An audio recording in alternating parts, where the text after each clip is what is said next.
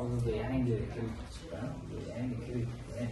Oldingi 312 million yani kichik biznes qo'llab-quvvatlash dasturi asosida beriladigan 312 sonli kreditimiz chiqqan. Bu endi ko'proq tadbirkorlarga, ya'ni faoliyat qilayotgan tadbirkorlarga rivojlantirish va faoliyatni kengaytirish maqsadida berilgan kredit.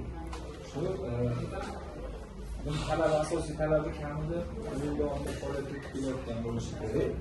Biz savdo korxonalariga hududlar toifasini kelishib, masalan, shaharda faoliyat yuritayotgan tadbirkorlik subyektlarga 23% savdoga aylanmay berishimiz mumkin. Garovsiz kredit. Bu masalan, kimdir tadbirkorlik qilsa yoki kimlardir tadbirkor qasd bo'lishi mumkin, to'g'rimi? Shunaqa hozir eng kam foizli kreditlar bizda bo'lib qoldi. Yaqinda yana birinchi bo'lgan ayol tadbirkor degan kreditimiz ham prezident qarorining insoniy prezident qaroriga asosan ham chiqyapti. Bu ham 100 million so'mgacha garovsiz tadbirkorlarga 20%. Bu firmami yo yatib turish? Rahbar ayol kishi bo'lishi kerak yoki ta'sischilar 50% yuqori bo'lishi kerak. Ayollardan taklif qilish kerak. O'sha ayol tadbirkor deyiladi. Oddiy fuqarolarga boshqa kredit olamiz. Boya aytgan mahalla markazi bor. Hozir masalan hamma firma ochib qo'ygan, yangi ochib o'sha firmasiga tashlab berasizlar-da, to'g'rimi? MCHga.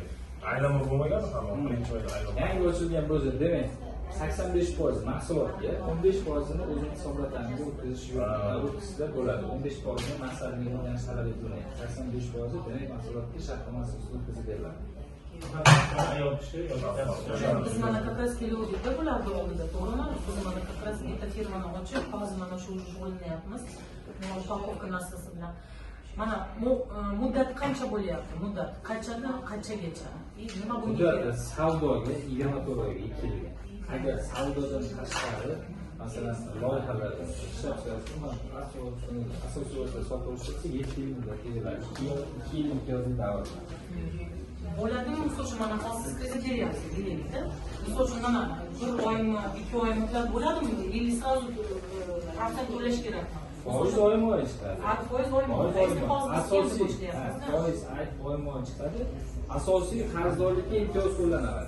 Ya'ni masalan, kredit muddati agar 7 yil bo'ladigan bo'lsa, 2 yil imtiyozli davr bo'lsa, demak 2 yil mobaynida faqatgina foiz yopib qo'yiladi. 25-oydan boshlab keyin asosiy qarzdorlik qo'shiladi.